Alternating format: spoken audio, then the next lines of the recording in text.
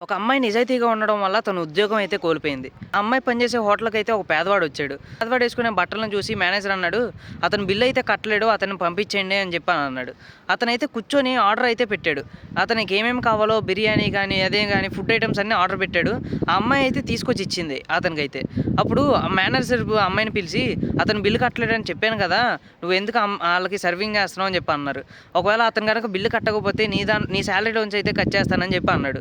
ఈ అమ్మాయి మొత్తం అంతా సర్వ్ చేసింది. సర్వ్ చేసిన తర్వాత బిల్ కోసం అని చెప్పి ఆ టేబుల్ దగ్గరికెళ్తే గనక పేదవాడనేవాడు లేడు.